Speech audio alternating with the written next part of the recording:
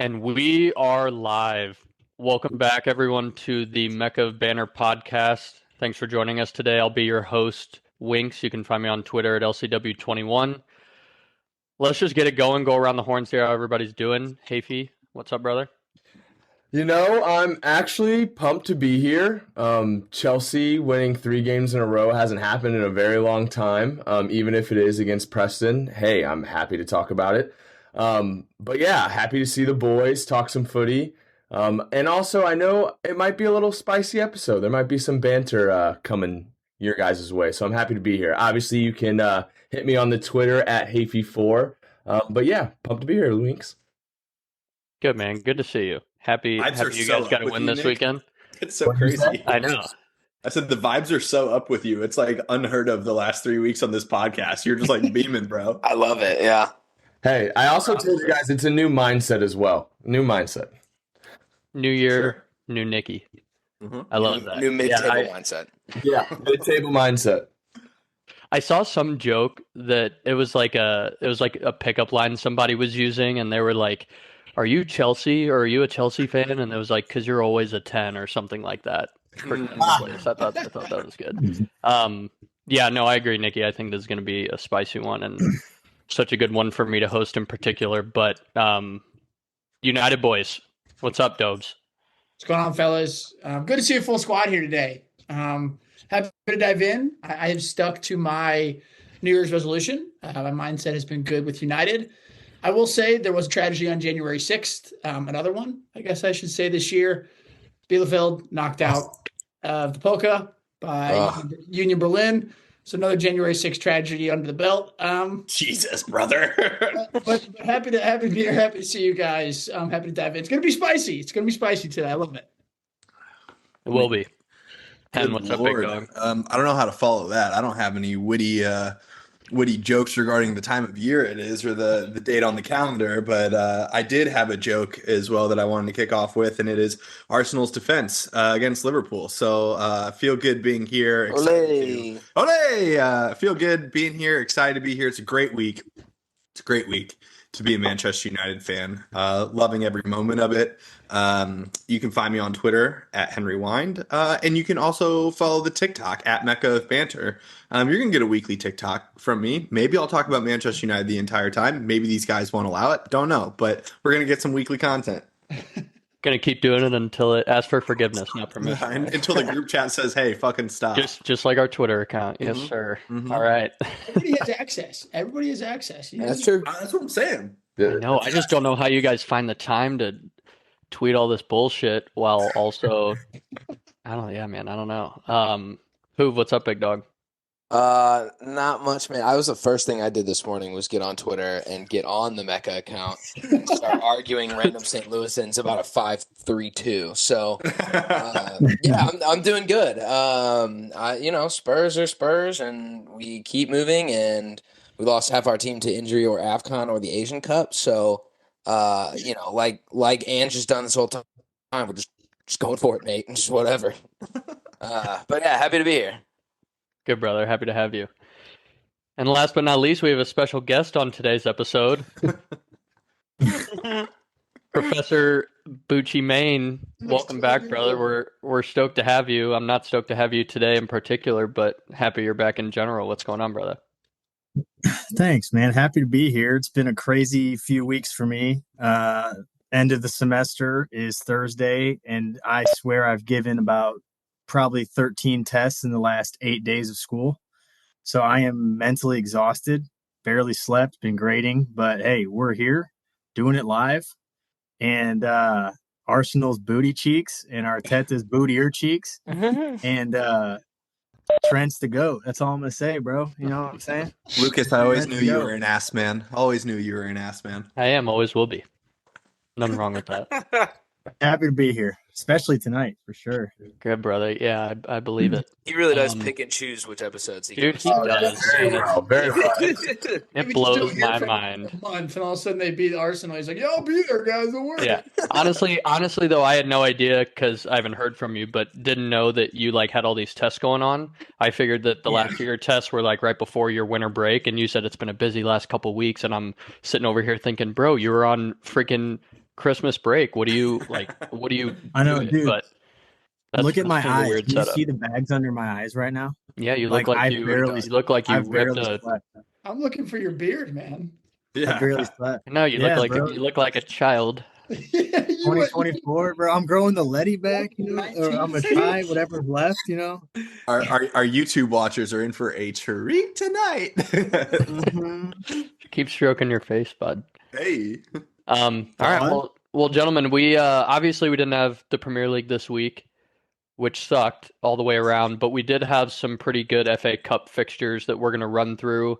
And then we're going to talk about St. Louis City a little bit, and then we'll finish with a 10-minute segment. But with that being said, we'll dive into the first FA Cup game of the week, which was Burnley at Spurs. Tottenham with a 1-0 win. And I won't dive too much into it. I'll let our resident Spursy fan do it, but hit us with the analysis, Hoove. Interesting intro for sure. But yeah. Still playing with four wingbacks at the back line. So that's sick. Ben Davies pulled his hamstring in the last 4 minutes of the game, so that's even cooler. We shipped off Ashley Phillips, which is a young kid we bought earlier this year at center back on loan to Plymouth. So at the moment, lads, we have one healthy player that is going to fill in at center back, and it is the rap star legend Emerson Let's Royale. go. So we're going into United with Emerson Royale, just one man solo job at the back, and still might get it done. Not going to front, but yeah, the game itself was it was another sticky FA Cup tie. Draw Burnley in the third round. Premier League team, obviously bottom of the table, but they were going there to prove something for sure. General thoughts. You forget it was like when we rested Berkey one game last year, and you were like, "Oh wow, I miss his distribution." When we don't have Sonny, it's like, "Oh wow, turns out we're pretty toothless." So that's gonna suck for the next couple of months. There's no way around that. Pedro Porro hit a banger, and if it wasn't for freaking Patrick Bamford, would have been the goal of the weekend, maybe the goal of the month. It was a screamer. I love him. He played really well up and down the field. He's been on a great run of games. He has. Good. He definitely has. And there's Spurs fans that are, calling for him to like they think his talent and ability on the ball is wasted in a right back. And I don't necessarily feel that way, but the way that things are going, if we get two healthy center backs in, put him out there. I don't know. Like, what's the worst that could happen? The guy's creative as hell. He loves to be up in the attack. I think he plays the position of the wingback really well in the inverted system. But, take a punt, maybe. Who knows? Johnson, isn't getting it done. Brian Hill is 12 years old and 100 pounds soaking wet. Kulusevski plays really well on a 10. He plays pretty well on the wing. We're in this weird, like, who's going to play what position this week situation. Yet, Ange keeps getting it done. So, I sit here and complain about things, but this is the first time in my Spurs career we've had this many injuries and this much adversity, and I've just been like, okay, let's go. Go next up. You just got to roll with it. Yeah, which is, something I'm sure some other fans could probably, take a page out of that book for. But Matters is back mid-month though. Matters is You gotta back. feel good about that. The word on the street is Mickey is going to be pretty fit for United, so I would like to think he plays 60 minutes. Maybe Timo Werner. Center backs though, bro. Because you don't like to play him 90 minutes. You don't necessarily like to pull him out like 70 minutes. I'll be curious to see what they do with him. I will too. He was on the bench against Burnley. And I was cool that I was cool that they didn't play him because I felt that was them gearing up to at least let him get as many minutes as he could on next week. We play Sunday, right? Yes, we're talking about, we're in contact with Genoa for one of their young center backs who I guess would immediately slot in on the right side. That would be the wildest thing I've ever seen from a Spurs management point of view of getting a player in before a big game in January, which is that's not something that I'd ever seen before. And So signing 2 center backs in one season. 2 center backs in one season, dude. Yeah, while we're at I know. it. Yeah. And we lose Romero every 6 weeks, so it feels like he's a new signing every once in a while too. But yeah, we move. We picked up City in the next round. A couple spin zones on that could be it's at home. They still haven't scored there. If we do beat them, that's literally, I think, anyone's biggest competition for the entire tournament. So we'd be doing everyone a favor if we knocked them out. I'd rather face them now instead of in 2 rounds in a quarterfinal or something like that, semifinal, because that would just mean we played more games. And here's City. But also you guys might have some guys back from injury. I feel like I know you guys have had a good good stint of games against them for the most part in the last couple of years, but I feel like this might be the game that they just for KDB's sure. back. This could be the slaughterhouse. And they have their full squad. They're not losing anyone. I was right? going to say, when is that game? Like, well, I'm assuming Sonny won't be there, will he? No, unless they It's not for a early. while. It's not for a while though. Like they announced the next round of games, I feel like super early. Oh, really? I was reading on Twitter that it would take a miracle for South Korea to be out of the Asian Cup by the time we play City for that tie. Interesting. So, and like I'm taking Ange's point of view on the whole AFCON, Asian Cup thing. He's basically like, I hope they do well. Who am I to be, that guy to tell that or not, to hope that they lose and drop out. He's like, you lose them once every 4 years. I can handle that. So, obviously, Sonny went and won an Asian Cup, 4 years ago, and literally saved his entire team from going to the military for 2 years. Like, there's some serious weight on that for all of those guys. And if I was an American fan and we're playing the Copa America this exact same time, like, I don't give a shit about Milan. Pulisic is coming to play in Copa America. Yeah, exactly. Like that. I get it. It sucks that 3 of the players we're losing are starters, everyday players. But tis what it is. Spurs move. I got a sick fucking pullover that I forgot I ordered, and everything's looking great for the. Can you show everybody on YouTube the back of it? The back with the Holston. Yeah, Holston Umbro. Holston Umbro. Yeah, this thing's ridiculous. We love vintage gear. 1991 drill top, they call it. Don't even know what that means. Bought it. Looks great. Sounds sick though. Drill top. The drill top. Yeah. That's Hoove, you mentioned his name. Do you want to talk about him now, or you want to wait till the 10-minute segment to talk about Timo? I don't know. Since it's all but confirmed, I guess we might as well. But yeah, here we go. It's been here we go to Timo Werner to Spurs on a 6-month loan.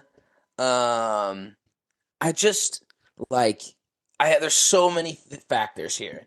I dogged this guy at Chelsea. Dogged him. There's no way that you would go back into these recordings and find me not just giving it to him. The alternate point of all of it is that 6 month loan, no obligation or anything to buy. There's a buy clause, which is like 18 million, which I find to be still in a reasonable price tag for a guy who at one point scored like 40 goals in a season in the Bundesliga. So, the risk reward here is zero risk, only reward. There's nothing that Spurs can look at and be like, this is a terrible move. We don't have another striker.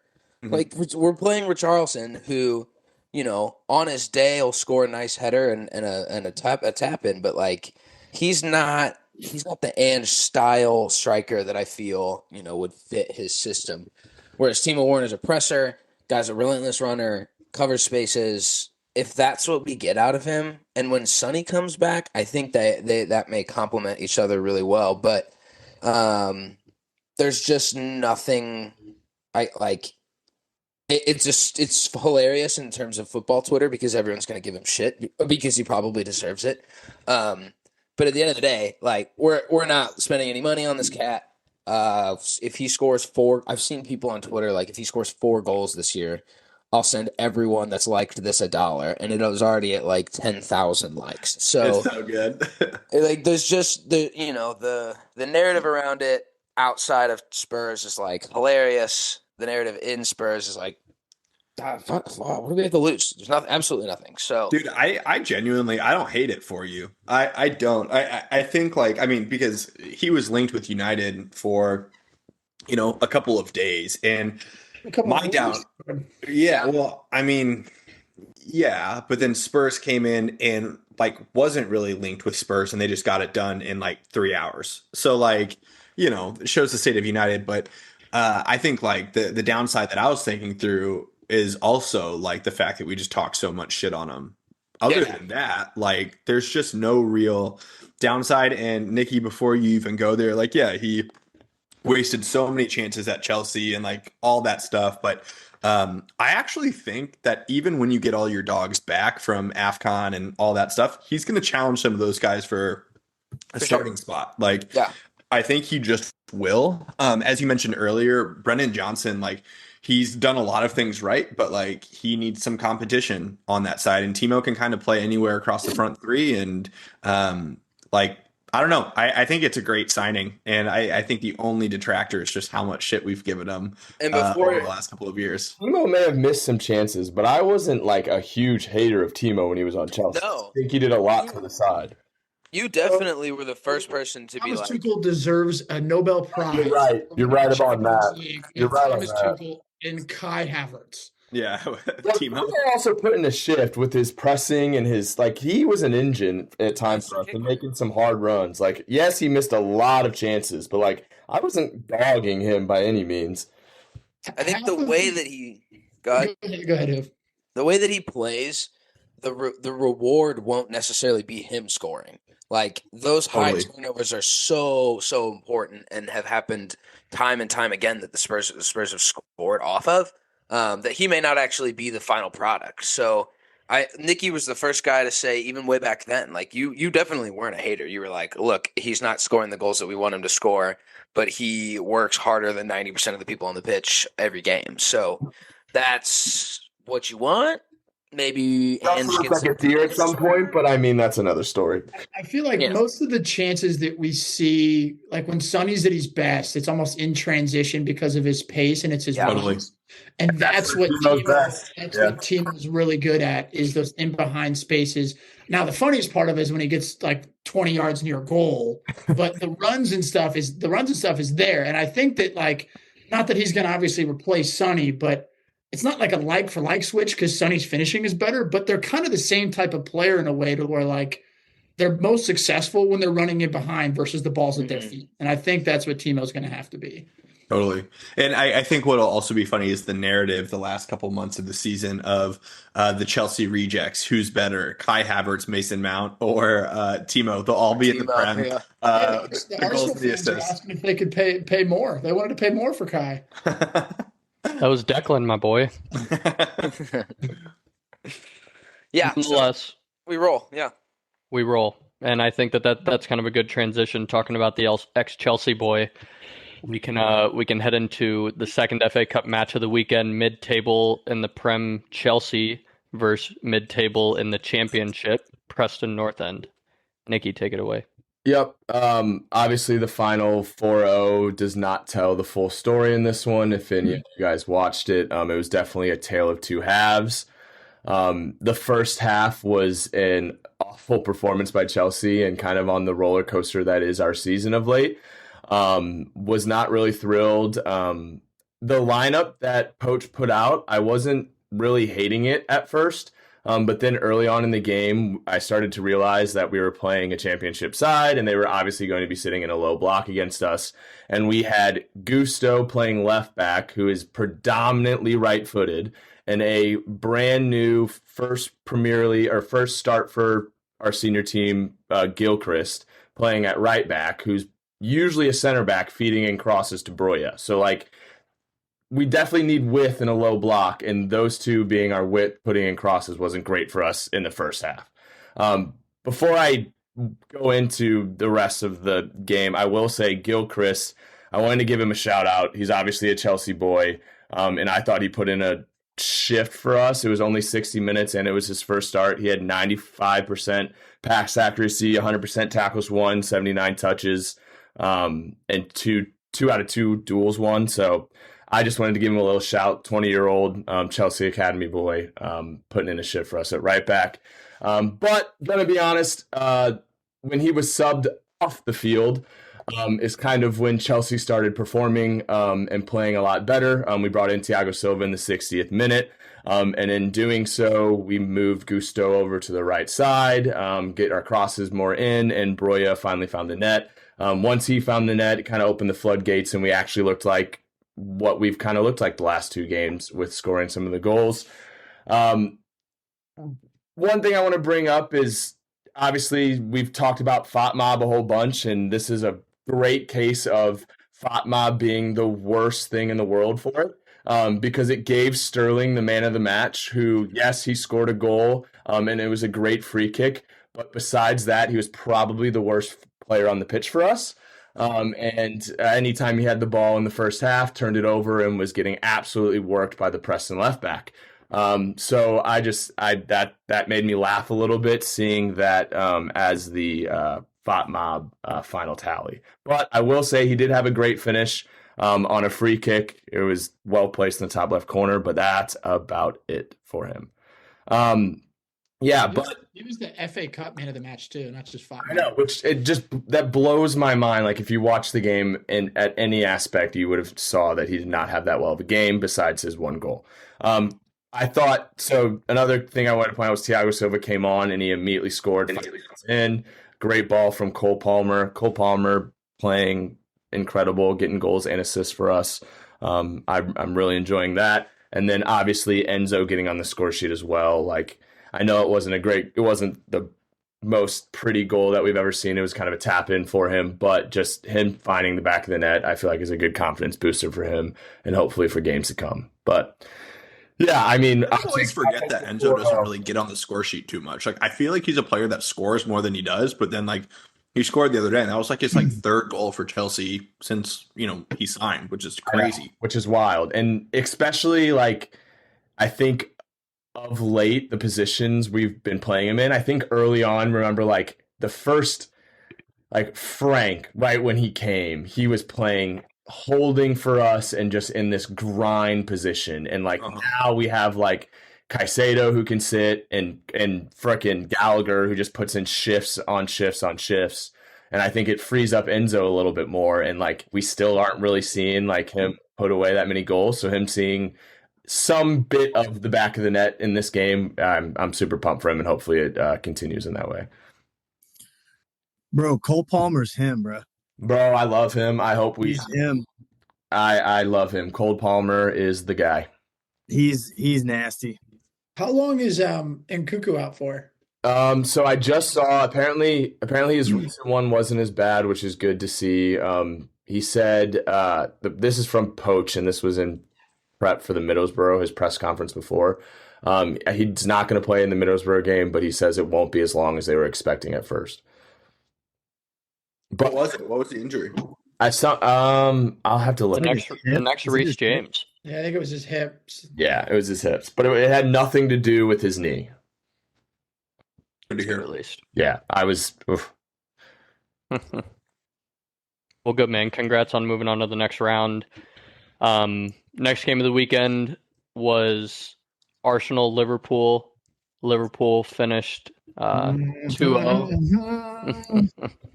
Oh my god! And I'm happy to let Butch take his victory lap here and start us off. Go ahead. Just him. Hey, Trent's a baller offensively. Dude, he is a baller. He is a baller. I'm gonna start off. I'm gonna give you a little bit of praise.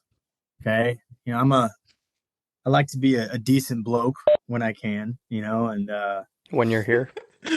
When you just show up. You said, but tonight I can't. Arsenal is tight. No, but Winks brings it up all the time. Like when you play at the Emirates, you have to survive a first half blitz, and you guys were far superior in the first half. if you look at the chances, like Odegaard rang the bar. Konate had the block of the year. I don't know if you guys saw that, but Gomez gives the ball away. They square it to Reece Nelson, who has a tap in, and Konate comes out of nowhere and just full body on the line, blocks it like 4 yards off the line. I think he gave it away in case he comes here in January. Who'd you say? I think. Oh, Gomez? Yeah. You take Joe Gomez? Or sorry, I'm thinking of the wrong guy. I was gonna say, dude, you can have him. Bro. It's been a long day. No, I know. I was thinking Curtis Jones, but go ahead. No. Gomez did pocket Saka. And yeah, I was gonna say, dude, Saka got pocketed by Joe, dude. You know, like been saying Saka's overrated. But been saying. Okay, buddy. Here's the thing, like it was a great first half from you guys and very average from us, but definitely saw a difference in the second half. You guys didn't have the ball as much. Whatever Klopp said worked. Whatever changes he made worked. We started to go forward. Once again, when you move Trent farther inverted or in the midfield, he creates so many freaking plays for our team. It's unbelievable how much of a difference it is. And he was the difference maker in the end, just creating chances for people. Obviously, you hate to take a lead on an own goal. Like it's not high praise. It's not high praise like for the goal that we scored, but it was a good ball in. Unlucky for your guy. Was it the Polish guy, Winks? Kiwi had the own goal. He's been shambolic. The last goal from Diaz was class, unbelievable finish. But you know who besides Trent, in my opinion, the player of the game off the bench was Diogo Jota. That dude changed the game for us because he came in, started linking the play better, made some great runs. I think he's such an underrated player, and I think he would start at a lot of clubs in the world, and he doesn't get a lot of game time. Or he doesn't get many starts for Liverpool, but he is a really good player, and he showed some good stuff for us in that game. So, definitely a big win for us. Knocking out a team like you guys in this stage of the tournament is it's a good sign for us moving forward. Hopefully, we can get ourselves to Wembley. We'll see. What do you think, Winks? Yeah, what do you think, man? Yeah, I was. What do you think, Lucas? So, talk to us. So Lucas. Elliot said on his podcast, I was listening to the beginning of it, and although it wasn't true this weekend, they started out their episode by saying, "You dress for the job you want," and we dressed like Tottenham and got that result wearing the all white. Damn. That was very clever of him, but obviously that wasn't true in the FA Cup this weekend. But yeah, a couple notes. First of all, I thought for the most part Ramsdale did well. I'm glad that he got the start. I for those of you who watched Butch, I'm sure you saw, but like 2 minutes in, he played that long ball past your back line to Reece Nelson, and I was like, guy's been working on his footwork and his long balls at practice. You don't think that first goal he could have done something on it? Say what? You don't think that first goal he could have done better on? The first goal, the own goal? Yeah, the own one when he comes out and just falls. I mean, what are you supposed to do on a deflection when your defender is supposed to head the ball away and not at the goal? I didn't know if you thought it was a question. Sorry. You said when your defender is supposed to head it, not at the goal. Yeah, no. No, just stand in the box and play goal. That save that he made down, I was texting Griff during it, and that save that he made down to his right side was fucking unbelievable. Dude, he played he played really well, and I'll talk about Diaz's goal at the end of the game, but yeah, so I'm glad he got to play. Despite the result, I think he deserves more starting minutes. So we'll see if that happens. But yeah, kind of like what Butch was saying, I agree with everything you said. I thought that we were dominant in the first half outside of Trent hitting the crossbar, which would have been nasty. His foot came across the ball like that, and he didn't even really lean over it, but got so much power on it, but rang the bar. Outside of that, we dominated in chances, but the second half you guys did make good adjustments. Feel like you guys started going long a lot more, and it was working, and you guys had more shots because of it, but I really don't think you guys had many big chances either outside of that ball that that obviously went in. I know that you guys have been talking a lot about Arteta, in or out, and I think Dope specifically, you're high The people want to know, for man. even recommending it. Yeah. I mean, not that many people want to know. It's mainly just been the United boys that have been questioning it, because they have so much internal turmoil with having to hear about Ten Hag. I get it. I'll let you and I appreciate you guys thinking of us so much, but I feel like in the Prem, managers are so quick to blame, and rightfully so, right? They're the guys that are putting the tactics together and putting the guys on the field. But I know, Dobes, you said something to the effect of, will Arteta be here in February? And I have no doubt he will be. I don't blame him one bit for that game, outside of maybe a couple of the substitutions he chose to make too late in the second half. But I blame the lack of finishing in front of the goal 100%. Gabriel, Saka, Kai Havertz, Odegaard rang the post, but we had several opportunities during those 90 minutes. And Liverpool were kind of the same way, especially in the second half. And I know that beating a team in statistical categories doesn't get you 3 points or move you on to the next round, and I understand it, but I also know that Arsenal Twitter was wild, but I'm not panicking at all, outside of us desperately needing somebody who just wants to put the ball in the net on a consistent basis for us, given a lot of these great opportunities that we do get. We've got 14 of our players have scored a goal in the Premier League this year. I know this is outside of tournaments and stuff, but we have 14 different guys that have scored a goal for us. Saka's our leading scorer with 6, and he's tied for like 15th or 16th in the Prem in goals. And so with the amount of chances that we're creating and that we saw us create in that game against you guys, if we have a guy that can just wants to put the ball in the back of the net, then we're a completely different team. So I think that that's hopefully something that they're working towards this January. But that second goal, in talking about that, I feel like that was kind of like an empty net goal for me, like in a hockey game. You should lose 2-0 in a game like that, because you're trying so hard to score a goal to tie it up. Ramsdale was up in your guys' box the set piece before that. So I don't take that second goal too much to heart, but it obviously sucks that, we were in the position in the first place because of an own goal. Dude, Jorginho's ass. Yeah, I don't know why he came in. I don't think that was the game to start Kiwior. I don't think that they should have waited as long to put Nketiah or Trossard in. I don't really know why Smith Rowe went in for Kiwior specifically. Yeah, a lot of question marks on, not a lot, but a handful of question marks on some of the subs as far as who and when. But and who do you aim those questions at? Like, who's responsible for those?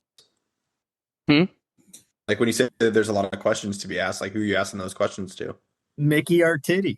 I didn't say there were a lot of questions to be. I just said that a lot of question marks, man.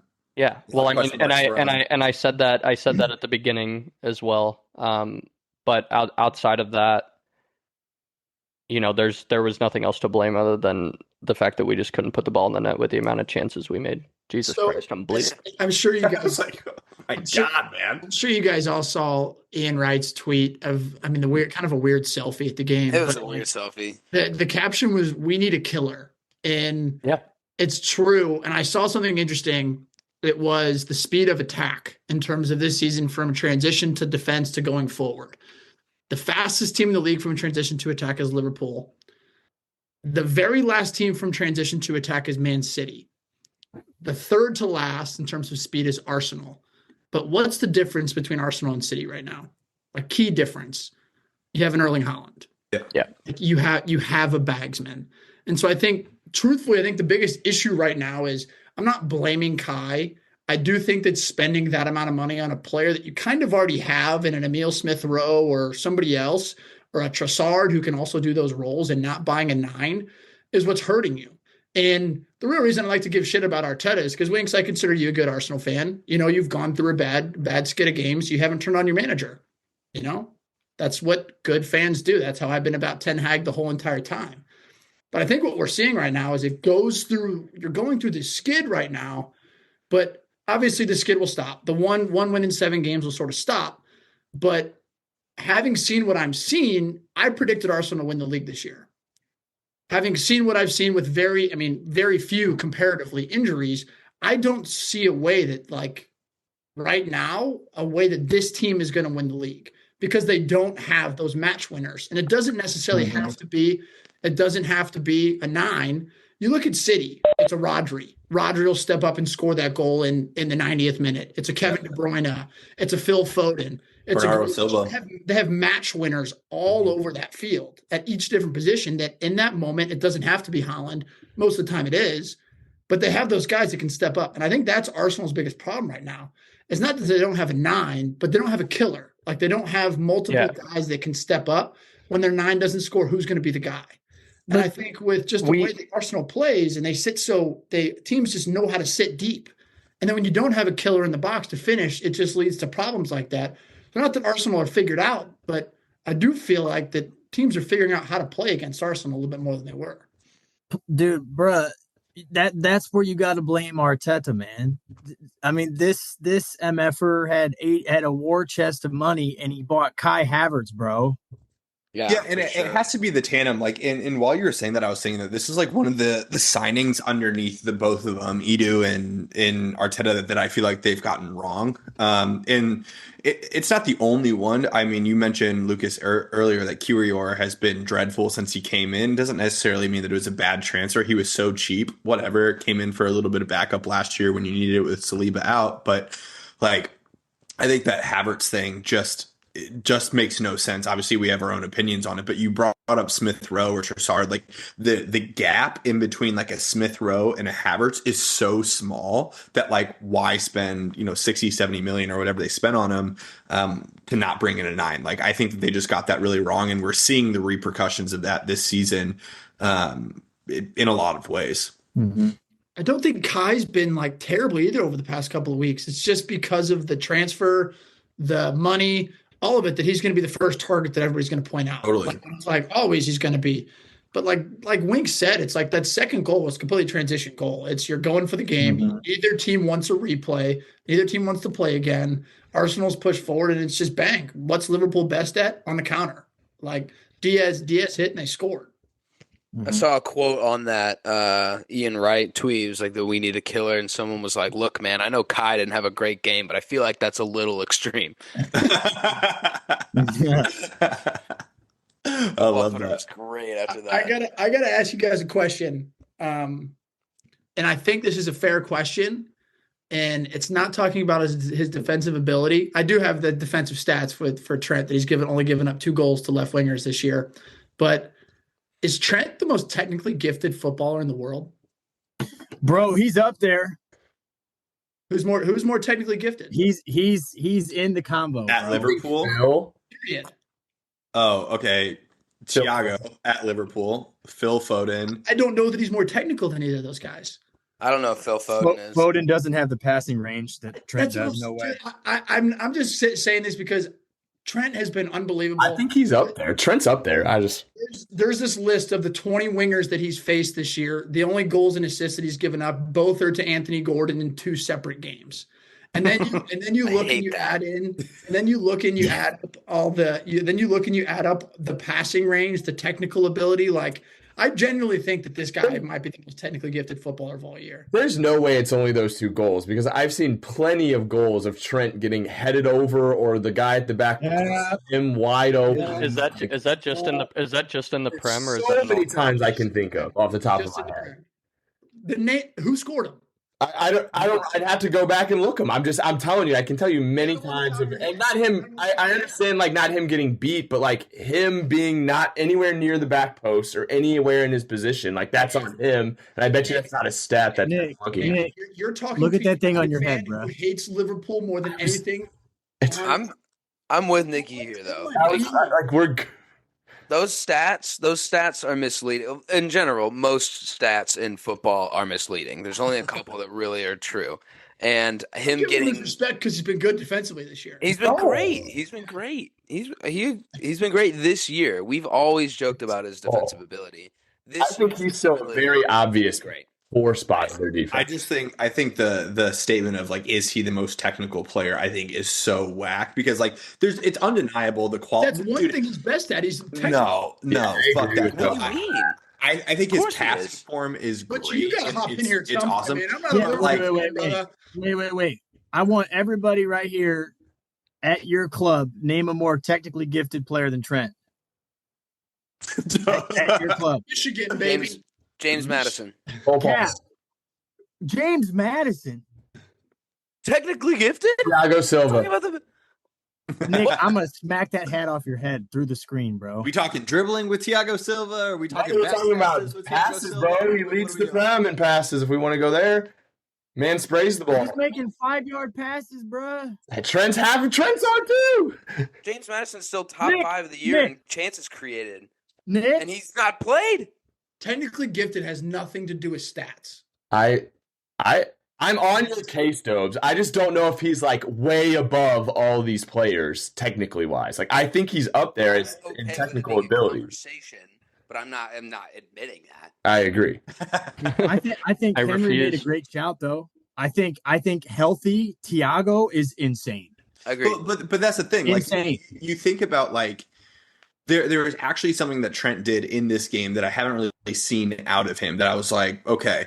They always talk about Trent being this midfielder, and he's not really. He's like, he's this inverted winger that's kind of like the last midfielder back. He has all the space where he can drop back, pick a pass. I'm cool with that. But like he took one ball from deep where he kind of broke through the midfield line dribbling, and I think he outpaced, I think it was Havertz, through the midfield. And I was like, okay, if Trent, mind you, he's still pretty young. If Trent can start developing that to his game where he's breaking lines through dribbling, like I'm not going to gas up Frankie de Jong here, but Frankie de Jong's the best player in the world at doing it, of breaking lines, dribbling. Like I think that if Trent can do that, like then I'll start saying like, okay, yeah. But I mean, like Trent can pick a But pass. Trent is a 6. He can do that. But yeah, but for sure. but Yeah, he like, but he no doesn't doubt. though. He doesn't do it. That's the thing. He Like, doesn't play as a 6. He plays an inverted fullback. but there's nothing that tells me that he can do it though. Like, there's all of these guys that could do it, but very few of them actually do, which is why Frankie like sticks out the way that he does. When he picks up the ball deep, he can pick you out with a pass, a dribble through 4 guys. Like, it's such a rare thing. But for me, like a guy who's top tier technically, I'm looking at them like dribbling in tight spaces. I'm looking at them beating a man. I'm looking at them playing passes. Like, I'll put Trent as like one of the best in the world at hitting a long ball, a free kick, a corner kick. He can kind of put it wherever he wants. But like, until I see him like dribbling in and out of tight spaces and doing all that stuff consistently, I don't know if I'm throwing him to the most technical player. How the would you judge a right back technically then? Because I don't know, he's like- not gonna go 1-on-1. But Pedro that's Porro. He's a 6. you want to know about Andy Hoover and Thursday Night Veta League? Yeah, that's how you judge right Watch now. that, Stokes. But like, yeah, that's the thing. Like, I mean, I don't know, but like the thing is I see other guys on the field proving their technical quality more than Trent, and maybe that's just because of where he's Evans done it positionally. more this year than him. I don't know. Ederson kind of plays some balls, Yeah. he kind of throws around some passes, but yeah, I don't know. I'm not taking away. I think Trent's been great. I think like when we, last year we thought that Trips was going to be clearing away the best right back in the league. Trent's taken that this season. He's really been fantastic, but like, I don't know. I don't feel comfortable with giving him the most technical player award. I think he's in the conversation. I don't think he is either, but I think he's definitely in my conversation. He's in the convo. That's what we said at the beginning. He's in the convo for sure. No doubt. No doubt. That feels All good right. to say. God damn. After a year of just him getting dragged through the mud. Yeah, dude. Still shit at defending. Dobes, how old is Trent? He's As 25. Yeah, he's got time, bro. He's got time. I mean, I need him to get injured is what I need him to do. Hey, bro, what? Yikes. Just being honest. One of the few people I know that wishes injuries on guys. Classic United fans. Classic United. It's my mental health on weekends, man. All right. Well, on to the last FA Cup game of the weekend that happened today, the day of recording. Manchester United at Wigan. Wigan. Wigan? What? Oh my word. 2013 FA Cup champions over City. Oh, this man said Wigan. He said Wigan. Go ahead, fellas. Again, your sister is your mom. Gundogan. Hit me with it. What are your guys' thoughts? I mean, Hen, you want me to go Dose. first? Yeah, you go, bro. I mean, there's not too much to say. Expected 3 points. We actually, like, we were talking about this before. Like, we played a relatively strong lineup. We went with Wan-Bissaka, Varane, Jonny Evans. Delo is a left back. McTominay somehow in the 11 again. Kobe Mainoo, Garnacho, Hoyland, Bruno, Rashford. Nana. So yeah, Onana again. He's the biggest question mark of why he played in this game at all. He did make a massive save a couple minutes into the game, but kind of unexpected result. Like we won 2-0. Delo, a brilliant finish in the second half. A late, kind of soft, but definitely a little contact. Bruno Penn towards the end. Hoyland, I think, probably should have should have had a hat trick. McTominay probably should have had a hat trick. This game could have been a lot worse, but at the end of the day, like, I'm just happy to get a result, get the year started off right. I'm going to shout him out until I can't shout him anymore. Kobe Mainoo. There's clubs that spend 120 million on players. There's clubs that spend 240 million on 2 players just like him. But he's he was the man of the match. I can't say enough about this kid. He has this sort of, like, I know we use the word aura, but it's like he has this presence to him where, like, he doesn't look like he's 18 years old. He doesn't look like he's just joined professional football. He doesn't look like that at all. I think it was something like he 100% dribbles completed. I think he was like 95% pass accuracy, winning tackles all over the field. So happy with the result. But on to Spurs. Again, just need to get back healthy. Love seeing some youth in the squad, but got to get back healthy. Other than that, happy with 3 points. Yeah, I feel the same way. It's kind of open and shut. Expected win. Glad that we got it. I would be lying to you if I didn't say that I was nervous before this game, because you expect to win this, and United's kind of just been so back and forth this season. But yeah, I feel like we should have finished a lot more chances. Man, I'll tell you what, I don't want to knock it too hard, especially because we're coming off of a win, and you don't always need to complain all the time. But Rashford, bro, I mean, he just has so many chances, and he's just so wasteful so many times. And, like, I don't know, I don't want to be in this space where, like, every single year he's playing, for the next contract or whatever. But, like, you all know how much I love him. Obviously, he's up on my wall right there. But, like, it's so hard watching him play, and you can't convince me that there's not a better left winger out there that, we can stick out there consistently and get better results. So I feel like he could be one in the summer who is on his way out, especially with Ratcliffe coming in. Word on the street today is that they're doing an official 8-week kind of audit of the club. Holistically, the Ineos group is everything from the playing squad to the facilities and all that stuff, which obviously 8 weeks takes us, to the middle of March. But we'll see how that goes. I expect a lot of things to get shaken up over the summer, so we'll see. But glad we got 3 points, and not bad.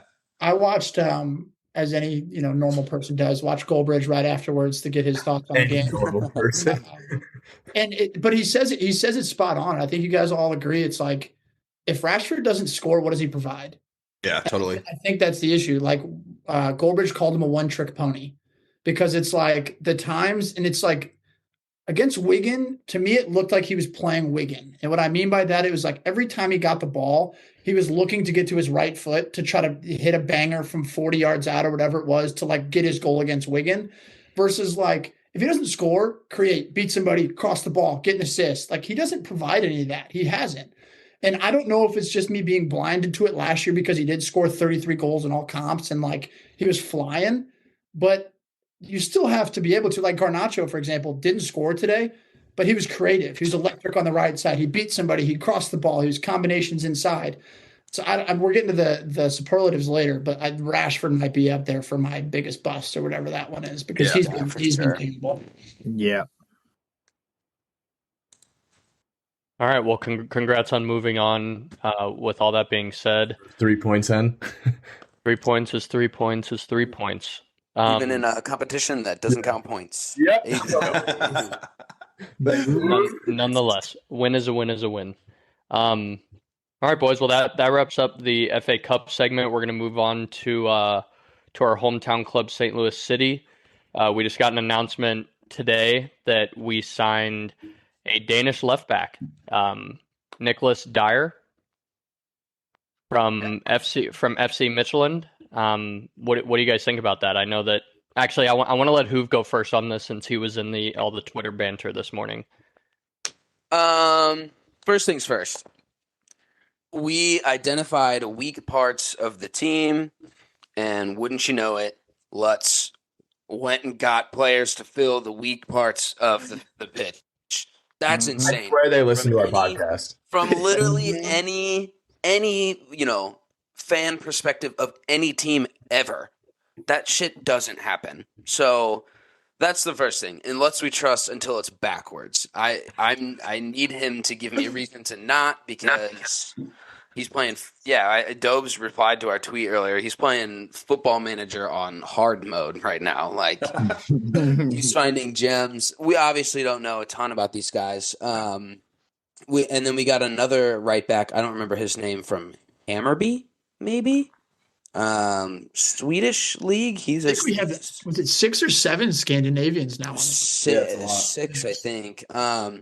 So we went out, we specifically spotted a left back and a right back as our weak points, which, if you asked 90% of the people that went to any game last year, was an issue, and no one had a solution. It was John Nelson, it was Kyle Hebert, it was Akil Watts occasionally, it was Jake Nerwinski. Like it's hard to just sit there, and now that we're like kind of so close to these guys, it's hard to really dog them all year about it. But seriously, those were the weakest positions. Like everything else on the pitch felt semi-covered and within decent hands. But yeah, so this kid, Nicholas Dyer, I don't know. We'll find out eventually. He's, from what we've seen, an out-and-out left back. He can get up the pitch. He can whip across. He's got technical ability. He's a good 1v1 defender. Everything I've seen is like we're playing Football Manager. You pick players that fit the role of your system. Like these guys that we've pulled from Sweden and from Denmark and Midtjylland, they are up and back defenders, comfortable on the ball. That fits us so well. So that's the biggest thing to me.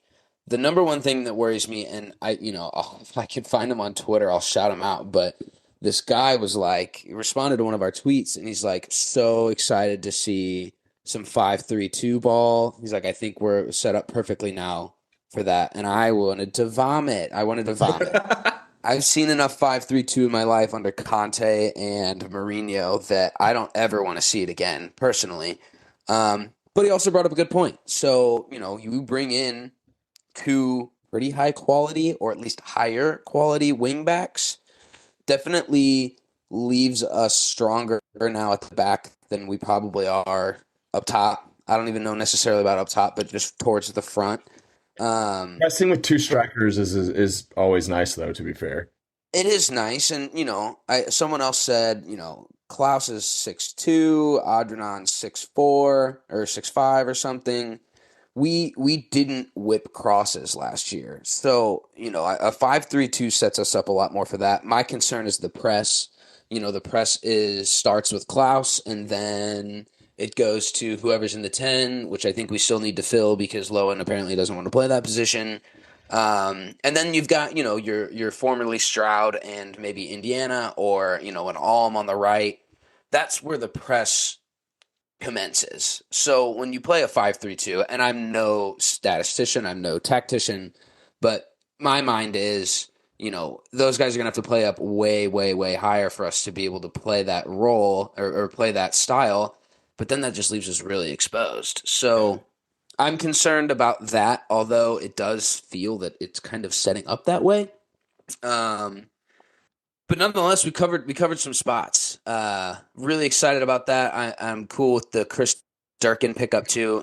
None of these guys are over the age of 23, so that's one thing I think we want to note too. Is for the most part, value is the high. The risk reward here is high. We've got a lot of reward And for guys to be playing in the Europa League and playing well in the Europa League at these smaller, middle tier kind of Europa Conference League clubs, that's a step up in my mind. If you're bringing guys over John Nelson and Jake Nowinski to come in and play those positions who've been playing against major teams, there's just no way it's a step down. So that's my excitement. I would love to see a 10 come in still.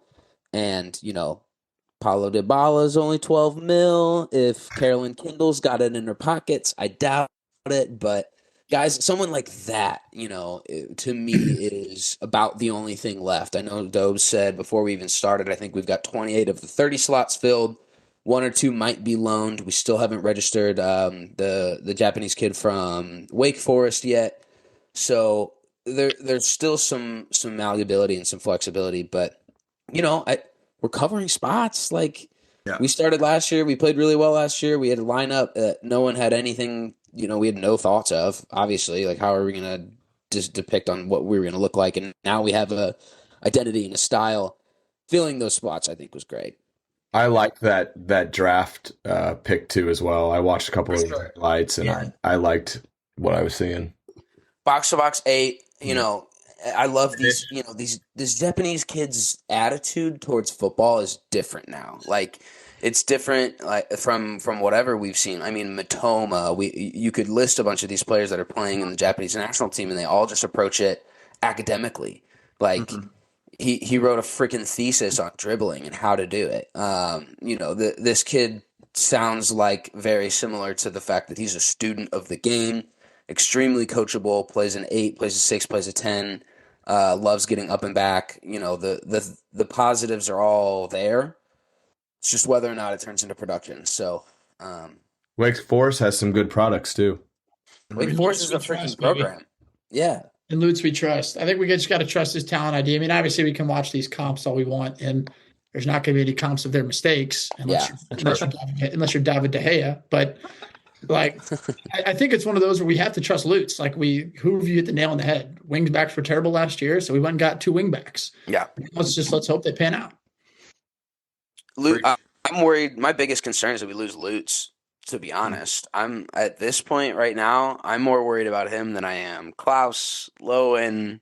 Yeah. There's no real youth products right now that I'm like, oh shoot, we're gonna have a hard time holding on to him. Caden Cowell maybe, but it's just Lutz till we trust, or Lutz till we die. There's no nothing else. Shout out AZ. We haven't mentioned AZ. Yep. Shout out, made it to the first national team call up. Then again, it is kind of like a preliminary roster, so it's all MLS guys, but still, AZ getting whatever. Sick. Yeah.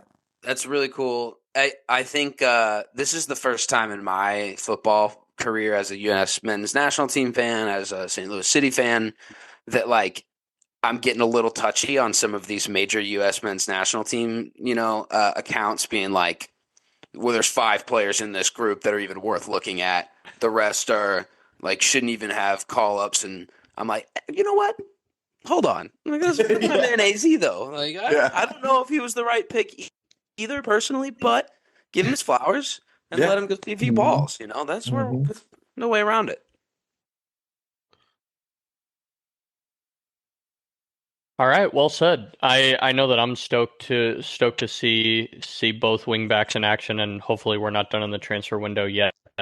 But with that being said, we'll move on to the 10-minute segment here that we kind of talked about earlier. We're actually going to do a 2-parter though, so we're kind of mixing it up compared to what we would normally do for our 10-minute segment. But we're going to start off with talking about our own Premier League clubs. Okay, the goal is to no specific number, but I want to hear from each of you guys regarding your respective clubs. I want to hear, obviously, nobody outside of Spurs has signed anybody officially yet, so I want to hear remaining who your guys' top transfer targets are, whether that be in a perfect world or realistic, kind of have fun with it, as well as a guy or 2 or 3 that you think is going to be leaving the club or that you would like to send off in exchange for more money or more room to sign more guys.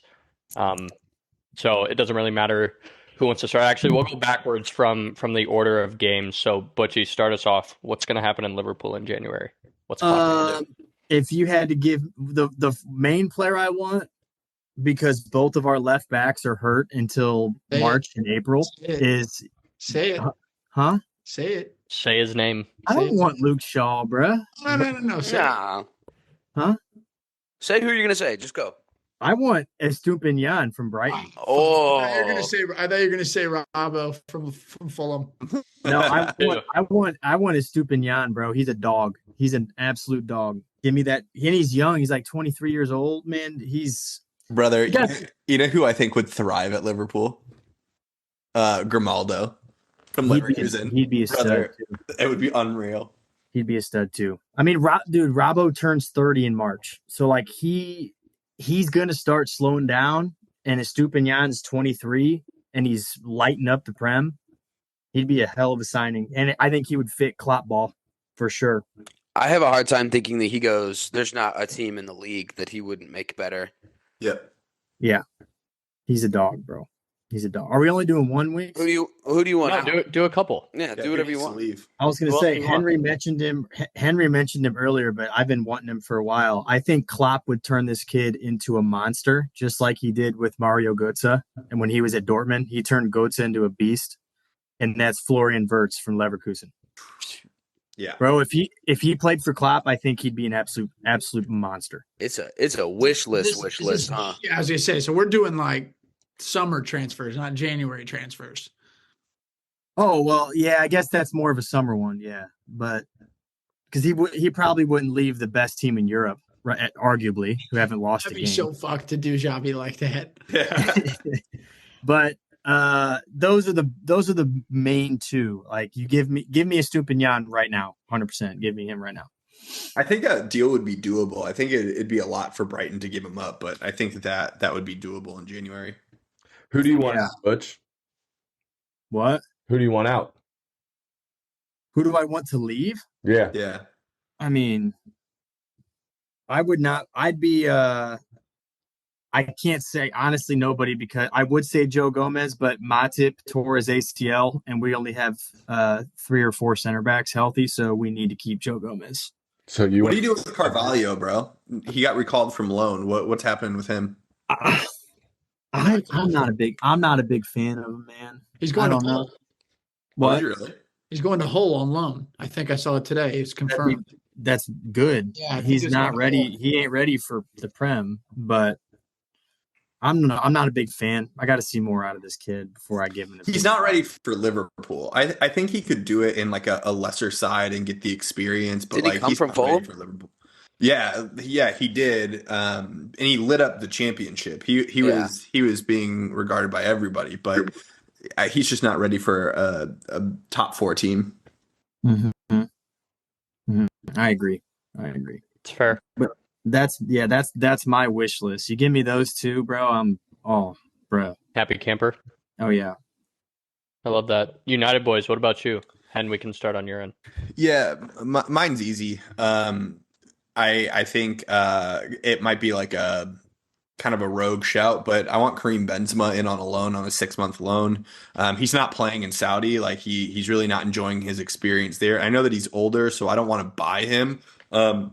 It's not going to fit into like the future identity of United, but for 6 months, give Rasmus some support and get a striker who's been there and done that. And also United has a history of getting an older striker in January. We've done it a million times. I think that it's just kind of tailor-made for it. I think the big thing is just going to be his wages. He'll be probably the most expensive player in the Prem if he comes on loan.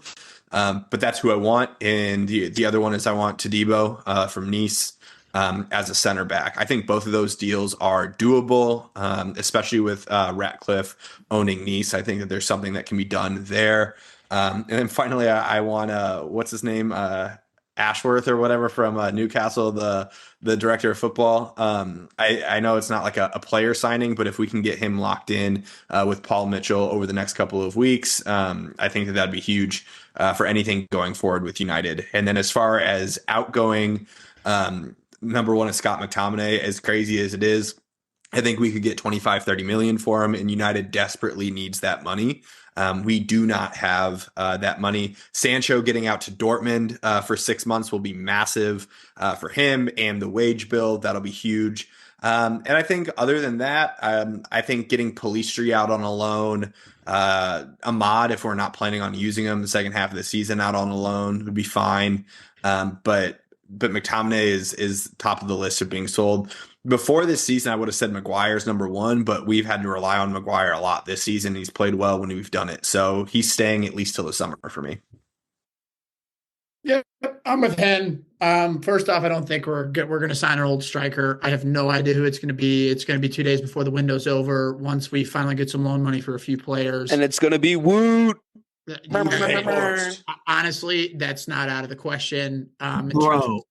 In terms of players that I want gone, I want Jonny Evans gone. I want Harry Maguire gone. I want Lindelof gone. I want Reguilón, he is gone.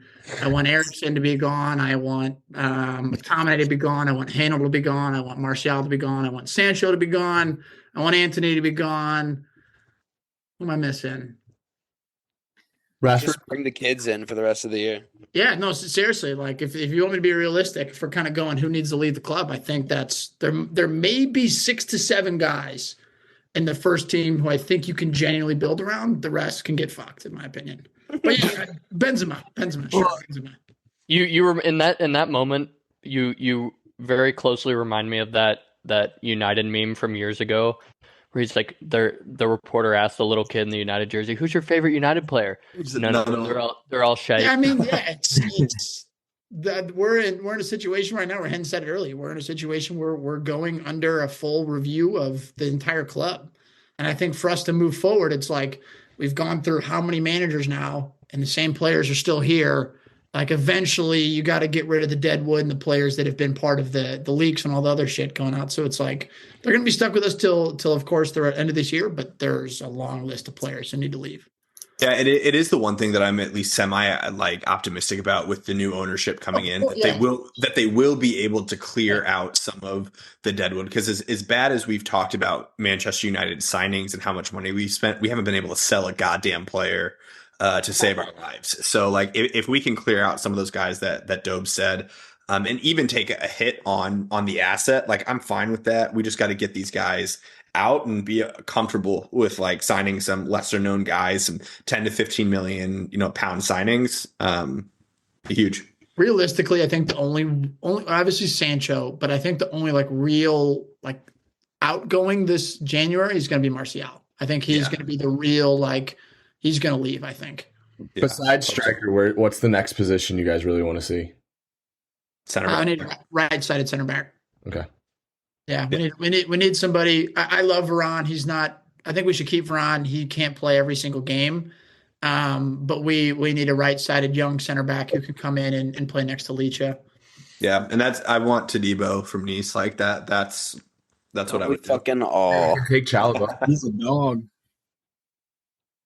And to be fair, I'm sorry, Jonny Evans, you didn't deserve me just doing you like that. He's been great. He's been fantastic. He's been great. He's been great. But He looked Shout good out Jonny today. Evans, an avid listener of the Mecca Banter podcast. I'm pretty sure when he's started, I'm pretty sure we have 1 loss or 0 losses and a tie or something . Here for it. Love that. Nikki, how much is Chelsea going to spend this January? Yeah. Mbappe, Ronaldo. To be fair, I can't believe I'm saying this for I think the 3rd transfer window, 4th, 3rd, that we need a goal scorer or a striker. So obviously my list, my big top signings are strikers.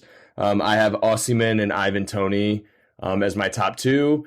We're linked with both of them, I believe. I think I've seen rumors on both ends for those. And then the last one I had, and honestly, I would really, really like this one because I was upset when we let him go, is Tammy Abraham. I've seen some rumors with him as well, and if we brought him back, I would be thrilled. He's gross. I like him a lot, and I think he's kind of exactly what we need in the striker role right now. The people that I want gone, Jackson for sure. I know that's not going to happen, and that's probably unrealistic. The other one I had was Chalobah. I think he is I know he's injured right now, but I also think when a lot of these people, or a lot of our players are fully healthy. The center back position, we have a lot of people in. And I think Chalobah is just, I don't think he's going to cut it. To be completely honest, I like him over Diassi. I just know that that's not going to happen because Diassi's getting a lot of playing time right now. But I think he will probably be on the outs. And then the other one I have, you guys are probably not surprised, is Raheem Sterling. I hope he can. What about Conor Gallagher?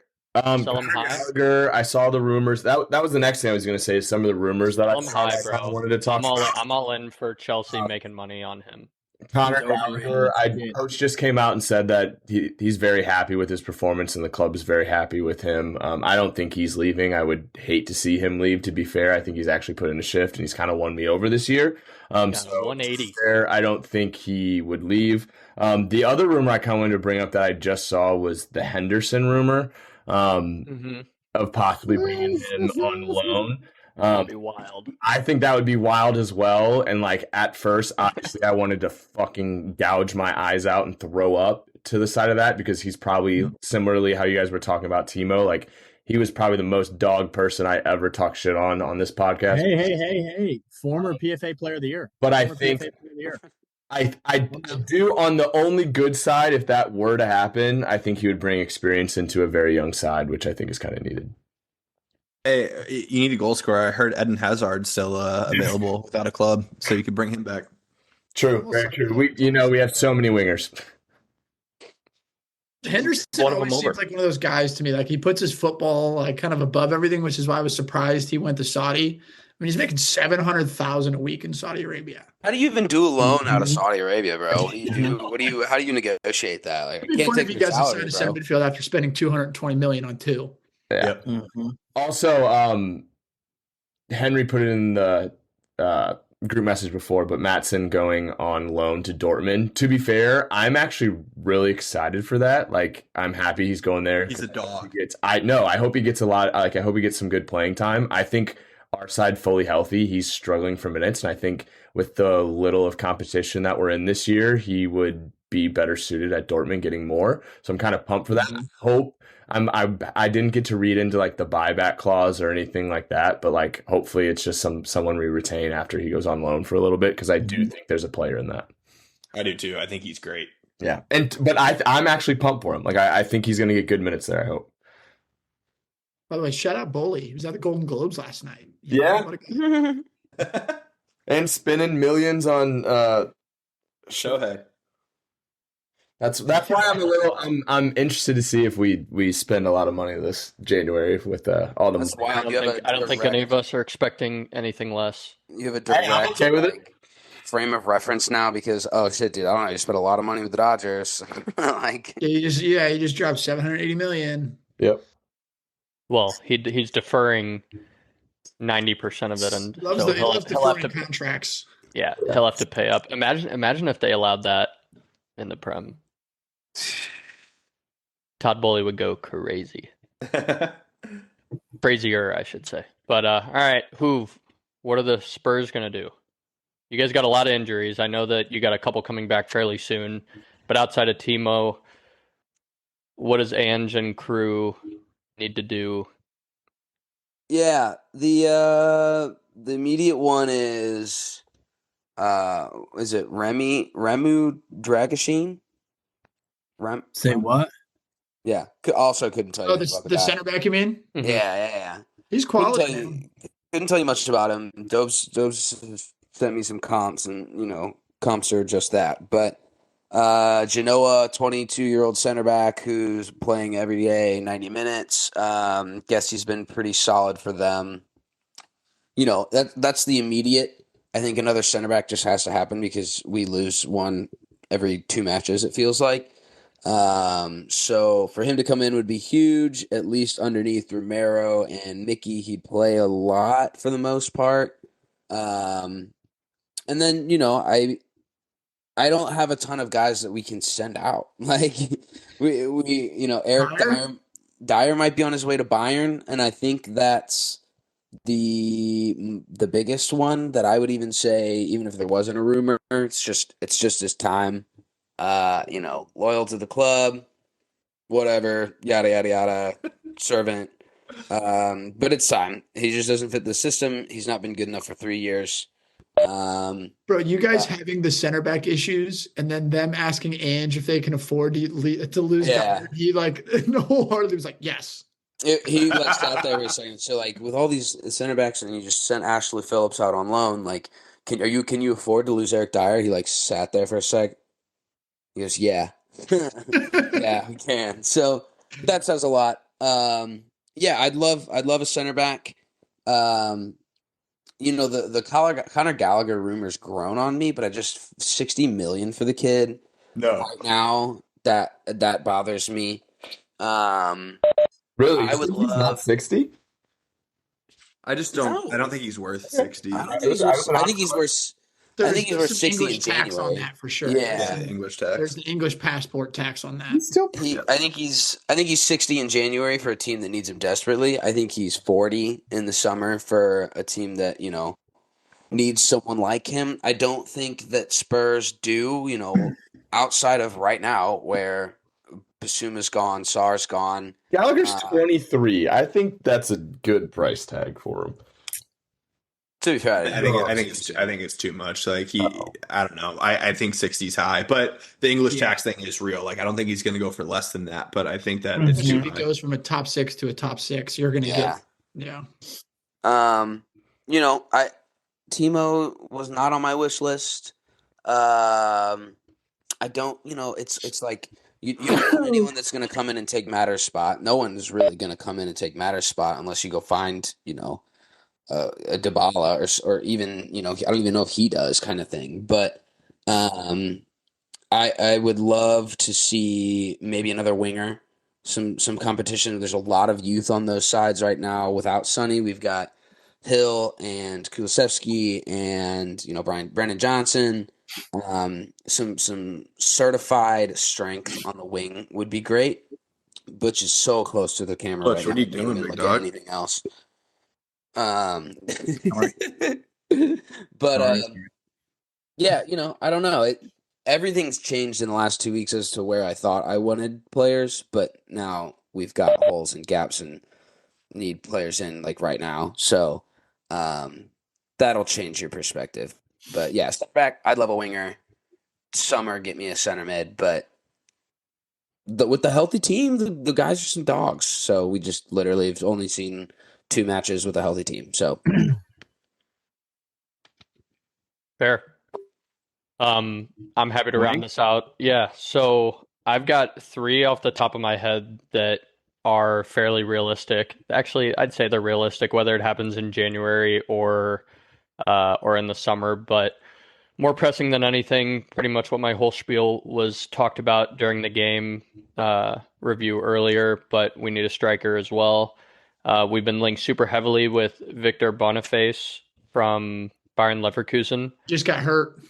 Did he? Yeah, Didn't he's see that. out 6 weeks. Okay. Well, I Sick. just read that today. It's the only reason damn. Well, assuming he was healthy, up until then, he had 16 goals in 23 appearances, so there's no doubt he's a capable finisher. I know over at Leverkusen, Xabi Alonso has them playing a very similar style to what we play at Arsenal. But the beautiful thing is he's also got 8 assists to tally onto that, so I think that he would be a seamless fit. But since he's hurt and for 6 weeks at that, which blows, we need a striker. So whether that's an Ivan Toney or an Osimhen, I know that any of those other guys that are out and out finishers are going to be really expensive, and I think Boniface would have been one of those that would have succeeded, would have done really well, but wouldn't have been at that $100 million price tag or higher. So I guess we'll see what we do in that round then. But when is Tony when is Tony like available? He's back very soon. Just bagged a Hattie against the Sunderland U20s, bro. Yeah, I don't know, but I could have sworn I read something that he's not going to be, we're not going to be able to sign him until the summer or something like that.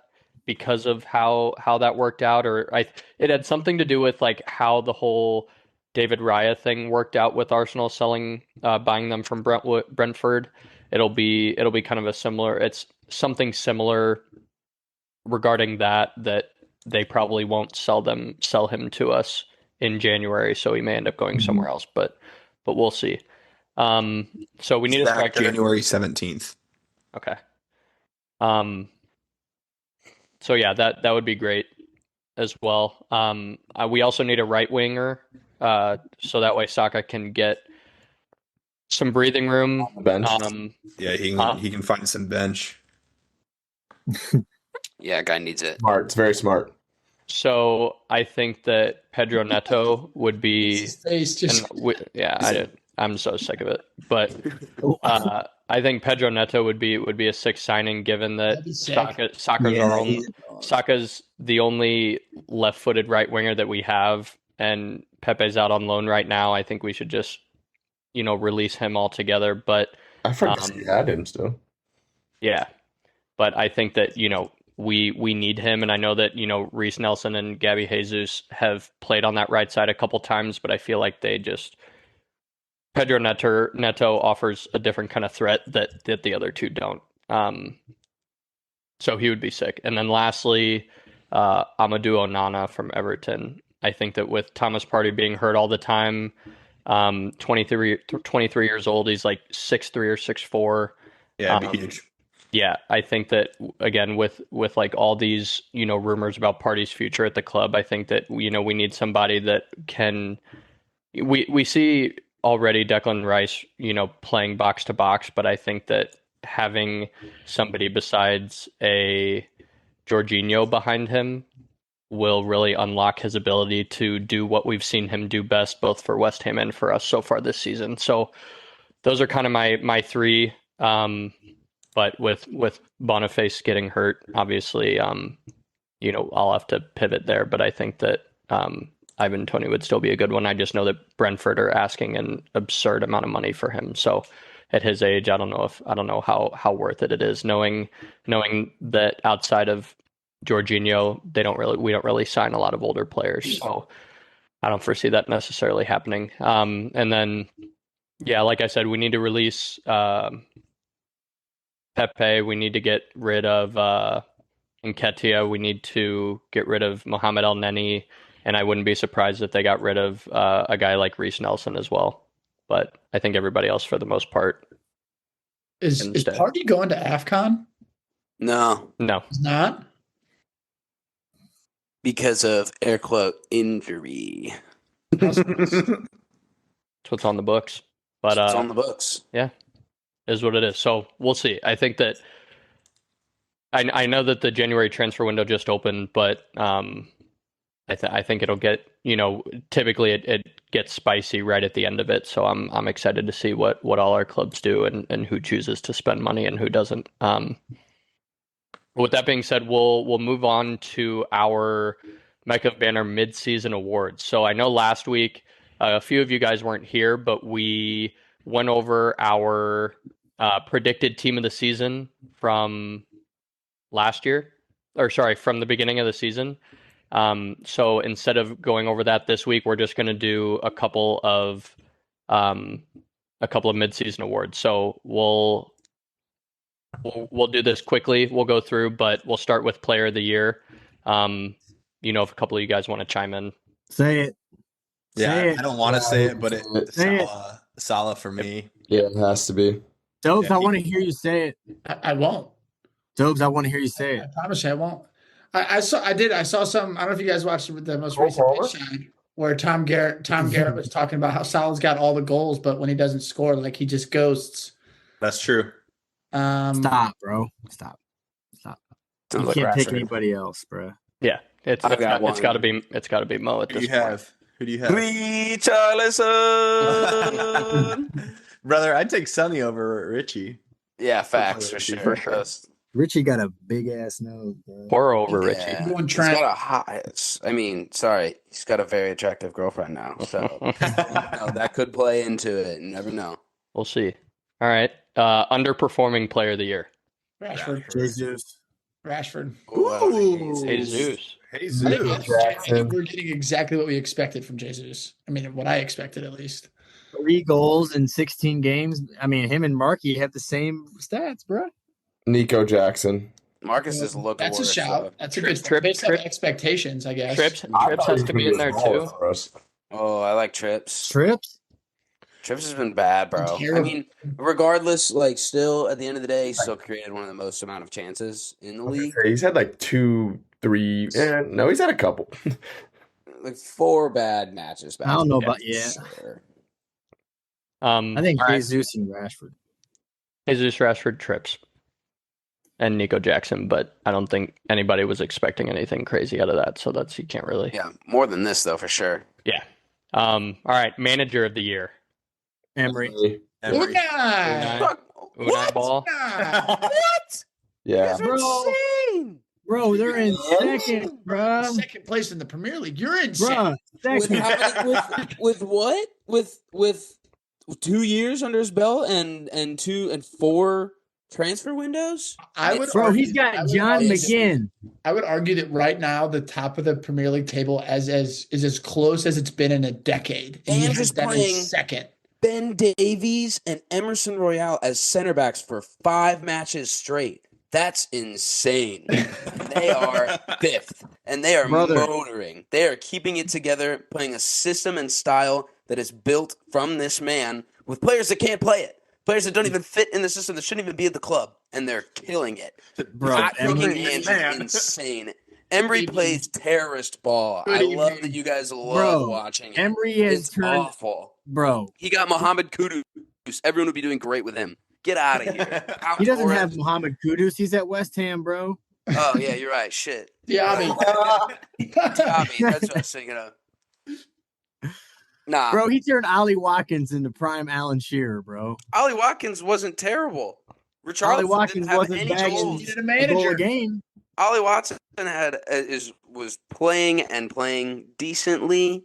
Richarlison had 2 goals in a Marseille Champions League game, and Conte didn't get him to score 1 other goal. This man has 6 on the year. Ange for Kane leaving and then him not being able to be a 9. We're also we're pointing out at the fact that he let Kane leave, the best striker in the world, and he walked, and they're in 5th, playing really well with 11 players out of the starting lineup. You guys are insane. Bro, I'll give Ange chillest manager in the league. I'll give it to Chillest manager, in the league. best manager, the The guy who's President turned an Award, entire Best Friend Award. the guys who's turned an entire team and system around in under 2 months. He had 1 month of preseason, and then they were dogging teams. And what's Emery's had months. Emery's had a season and a half. I mean, I wouldn't be Bro. surprised if when you guys get all your guys back, assuming you get them all back before the end of the season, and you guys continue on the trend that you're on, that he doesn't win. Even if you guys, don't finish top 4, I could still see. Who don't answer this? Who wins a trophy first, Villa or Spurs? Define trophy.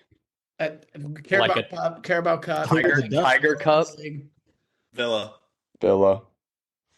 I hope it's Villa every day of the week. No I offense. was going to say Villa too, so it's really not that big a deal. But because Ange has had 4 months, 6 months, and they look like this. I was gonna say Emerson- Ange. I was gonna say Ange, but The only other answer is Emery, but that's not the answer. what Emery needs is the Villa to finish like 5th. They need to go to Europa League, and then he's at home. Then they're cruising through that competition. Facts.